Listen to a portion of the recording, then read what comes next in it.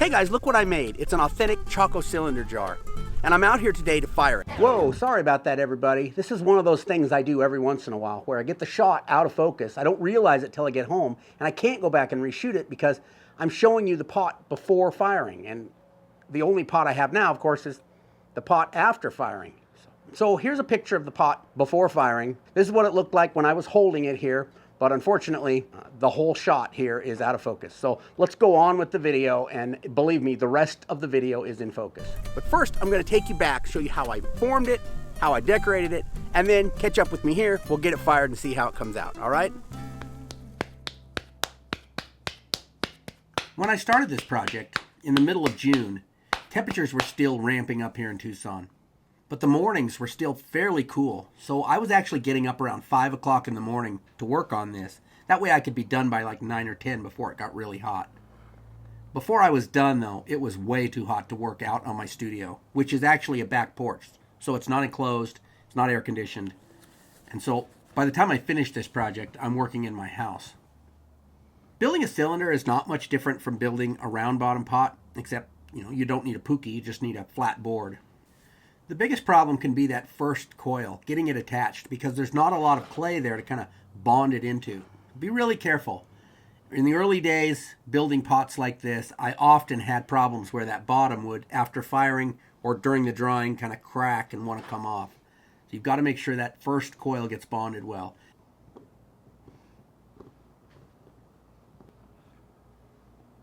As you coil up a cylinder, the real challenge becomes trying to keep those walls completely vertical, not allowing them to kind of creep in or out. And also, the other thing that I get a lot of times is kind of a gentle undulation as the walls kind of gently ebb out and in where each coil is attached. One of the things I do to try to prevent that is not use too big of coils. So these are a little smaller than the coils I usually use because I'm trying to avoid that kind of thickness in the middle of a coil. And then, of course, being really careful to pinch them thin all the way through. And you'll see I do a lot of that kind of vertical scraping up the side. And that's real important because that kind of makes it even and straight. Archaeologist Stephen Lexon reported in his book, The Chaco Meridian, that Chaco cylinder jars average about 9.5 inches tall by about 4.5 inches wide. And this one that I'm replicating is exactly 9.5 inches tall by 4.5 inches wide. So what I'm shooting for here is the average size of a Chaco cylinder jar. And I'll talk more in a little bit about the Chaco cylinder jars and kind of what they represent. If you're trying to keep the walls of your cylinder vertical, then it's important to measure as you go to make sure that the size of your cylinder is not creeping out or in. So I know that the circle that I started with is a certain size, and I want to make sure that the walls of that pot stay about the same size. Here's a picture of what the pot I'm replicating today looked like, the original. This dates to between 900 and 1100 AD, and this was found in room 28 at Pueblo Bonito in Chaco Canyon. Remember that room 28, that'll be important later on. Now I'm gently compression pinching this cylinder to kind of bring it in because when I measured, it was a little too wide. So just gently bringing those walls in. And then keep coiling because 9.5 inches is pretty tall, especially for something that's only 4.5 inches wide. So here you can kind of start to see that undulation I was talking about, where each coil comes in. Just a minute while I clean the clay off my scraper. That undulation where each coil attaches. You see that how it kind of comes in and out? That's really your enemy here. That's what you're fighting against, and it's tough. So what I think the answer is a lot of vertical scraping, long, smooth vertical strokes on the outside, and then carefully pushing out with like a spoon or something, those in spots from the inside. At this point, it's starting to feel really tall. Funny thing about making cylinders, when I'm forming them and I get to this stage, it always feels ridiculously tall. Then later, when it's dry, it doesn't seem like it's quite as tall as it should be, and I should have made it a little taller. It's like, good grief, are you really going to add another coil to that? Why, yes, as a matter of fact, I am going to add another coil.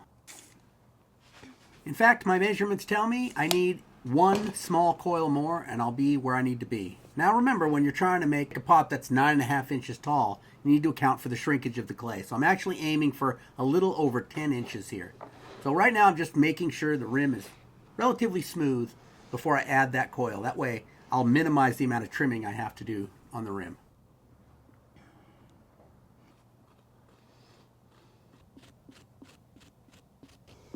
Almost done, and not a minute too soon because it's getting hot out here.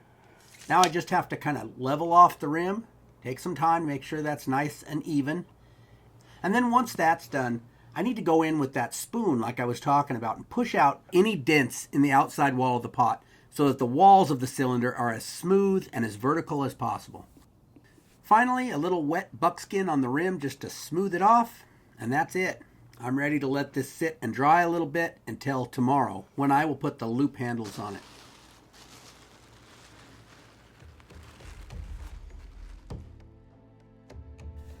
Chaco Canyon is an enigma in the American Southwest. Nothing else like it exists anywhere. Around 800 AD, people began constructing these huge stone pueblo buildings, and construction continued off and on for over 300 years. These massive structures are called great houses by archaeologists. One of the most surprising things about Chacoan great houses, other than the sheer size and scale of them, is that archaeologists have found very little evidence of people living in them. Very few hearths and very little trash. So we think that these massive structures probably housed a very small number of people. One archaeologist, Stephen Lexon, compares them to palaces, massive, extravagant homes where a small family of people lived who ruled over a much larger area. I could do a whole video just about Chaco Canyon, but this video is about cylinder jars, so I will hold myself back here. If you would like to learn more about Chaco Canyon, I'll put a link in the doobly-doo to a great video made by my friend over at the Ancient Americas channel.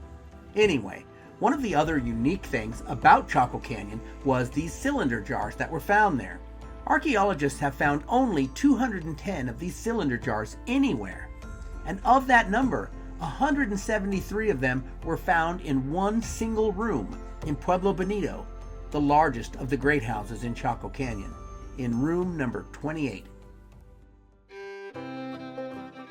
In 1896, George Pepper and Richard Wetherill dug room number 28 in Pueblo Bonito and found this massive cache of ceramic cylinders in a burned room. That was unusual enough that it made other archaeologists think more about it over the years. And in 2013, Patricia Crown, an archaeologist with the University of New Mexico, got permission to re-examine room 28 to find out just what was going on there. She learned through residue analysis that people had been drinking chocolate from these jars. Now, the nearest source of chocolate was central Mexico, 1,200 miles away from Chaco Canyon. She also found that the room that had held these pots was probably ritually burned, thereby ending the ritual use of these vessels sometime around 1100 AD. Interestingly, the end of the cylinder jars was not the end of chocolate consumption. The Chacoans continued to consume chocolate in mugs after that time. And, coincidentally, my next project in the Ancient Pottery Challenge will be one of those mugs. So make sure you're subscribed so you don't miss that video when it comes out.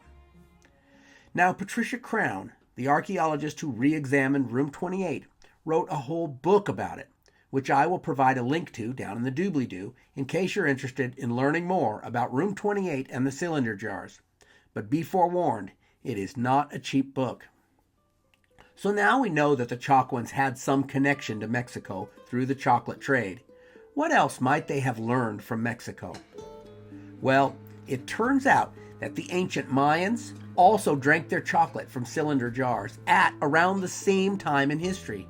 We don't know what that means, though. Was it just a strange coincidence? Or was there some connection between these two very different civilizations, one in the jungle and the other in the desert, separated by over 3,000 miles of distance?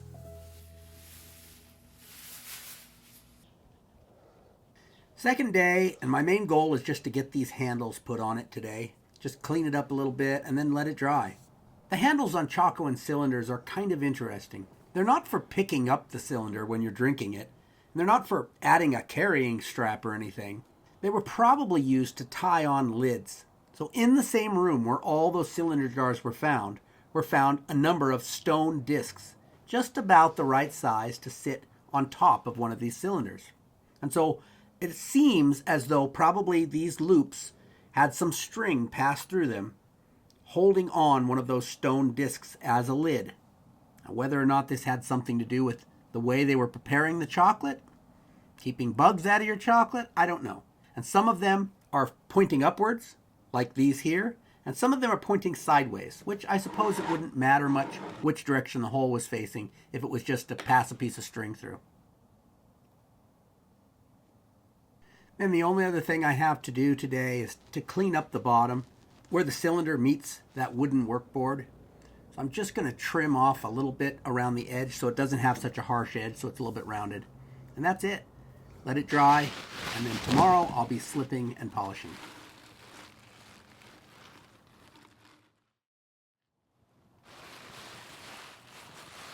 The pot is dry enough to slip now, but before I do that, I need to clean up around those areas where I attached the handles yesterday, just making them as smooth as possible before I apply the slip.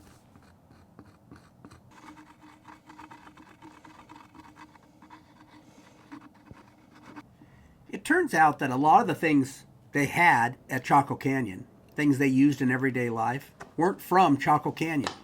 So they did the study on the corn. They found out that most of the corn had been grown in other areas and imported. It was the same with the pottery. A lot of the pottery wasn't actually made in Chaco Canyon. They don't believe. It was made along the foothills of the Tucson Mountains, some miles away, and then carried in. Of course, if you look at the terrain around Chaco Canyon, you'll see that it's pretty barren. There's not a lot of trees to use for fuel, not only for cooking, but for firing pottery. That takes a lot of wood. And so in the Chaco tradition, none of the materials in this pot are from Chaco Canyon. Both of the clays I'm using here, the gray body clay I built from, and the white slip I applied to it, are from near the Mogollon Rim, near Sholo, Arizona. Of course, you can't collect clay in Chaco Canyon because it's a national park, and the land around it is all Navajo Nation, so I couldn't collect clay from around there if I wanted to anyway. So maybe not the most authentic replica ever, but as close as I can get it.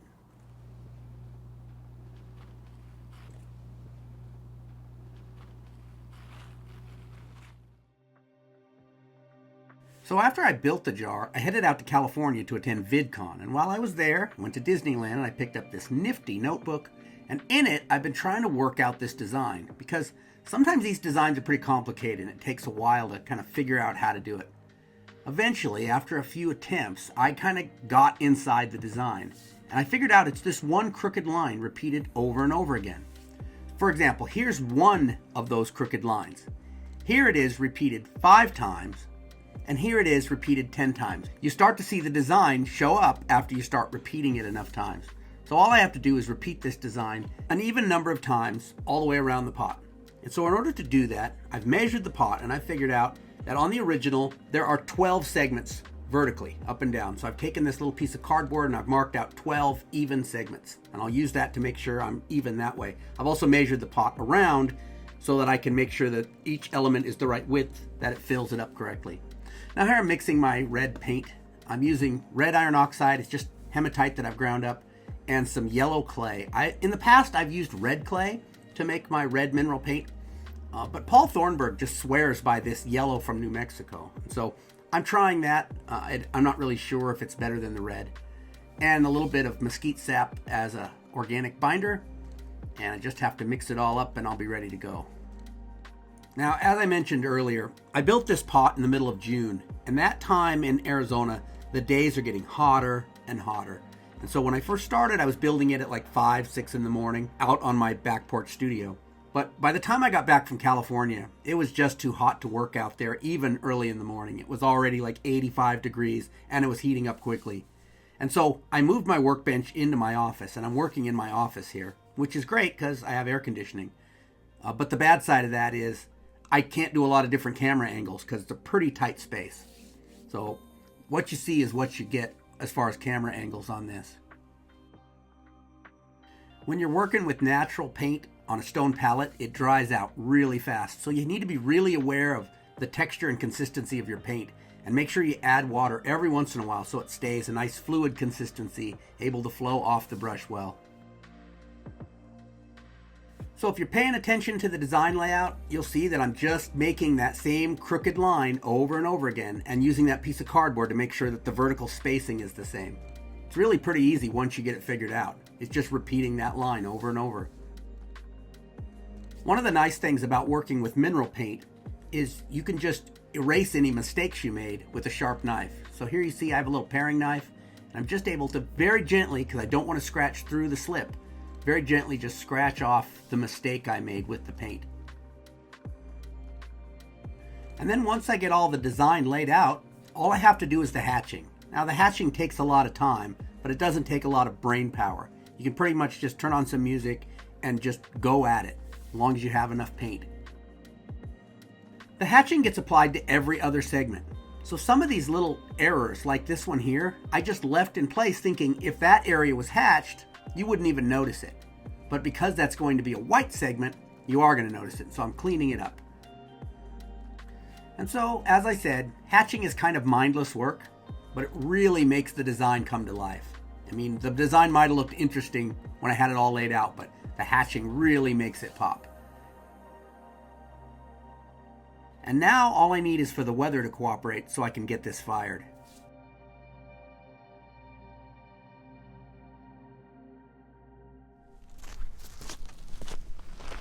Today I'm firing not just the cylinder jar I just made, but a second cylinder jar that was made during the Ancient Potters Club back in January. The Ancient Potters Club is my weekly Zoom pottery class, and every month we make a different project. So this was our project in January. It's been sitting around my studio. Seems like a great opportunity to fire both of them. Also, I'm firing that cover sherd that's straight across from me. That's just kind of a piece of pottery that I use to protect the pots being fired from the fuel. So I'm not only using it to protect the pots, I'm also firing it. It's unfired at this point. So I'm just building a bed of coals and heating up the pots to remove any remaining moisture. Now I'm putting in what I call kiln furniture. These are just large stones that hold the pots up above those coals. And in this case, I'm using relatively large kiln furniture because I want a lot of air circulation under these pots. I am also refiring that membranous bowl you see sitting next to the pit. That's another project from the Ancient Potters Club from way last year. That's already been fired a couple times. As I was trying to figure out this reduction firing, I fired that a couple times. Failures, was unable to get it to reduce iron. So I'm refiring that in here as well to try to get that iron to reduce to a good black. Those cover sherds that you see me covering the pottery with are there to protect the pottery from both the fuel and the dirt that'll smother it later on. Now, you'll see that the fuel I'm using, the wood, is a lot thicker than what I usually use if I'm doing like Salado polychrome. And that's because I want a nice hot fire, I want a long duration fire, and I want a really good bed of coals when it's done. The actual firing you're watching here only took a little over 20 minutes, so not a lot longer than my average firing, but a bit hotter than my average and definitely of a longer duration than my average. On that cover sherd, 780. That's good. Good and hot. And this one over here, a little more exposed. I am about 820. In fact, I can hit one of the cylinder jars this way. There's a big old gaping hole. The cylinder jar is 820, and it's looking as clean as a whistle.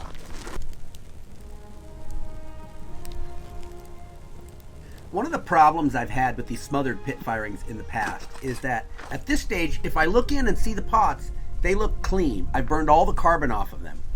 After I've smothered them and pulled them out, they're always a little gray. And I think, just a theory, I think they're picking up carbon from the earth that I smother it with. I think as that earth hits those hot coals, it has, a certain amount of organic matter in it. It's smoking, and that smoke is graying the pots. So in this firing, I'm actually going to protect the dirt from those coals by putting more cover sherds over the top of the coals.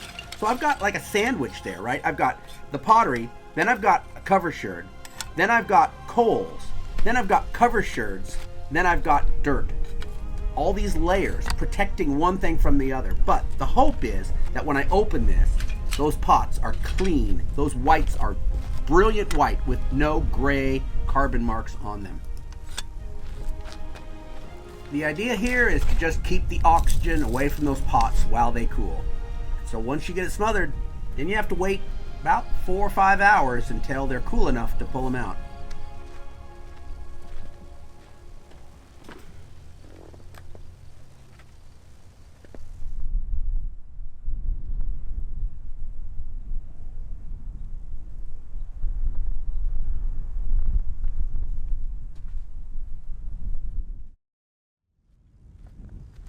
My biggest concern at this point is that the pots are still hot enough to oxidize. And so as I open it, I'm being especially careful to make sure that it's cooled off enough.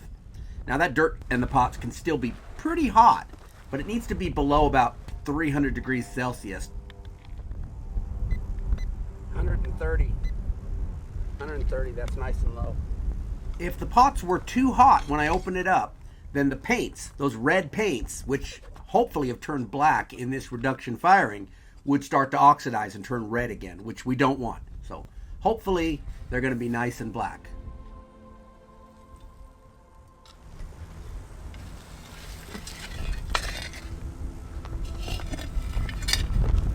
Members polychrome? Well, we got black and white, but the brown didn't turn brown, it turned gray.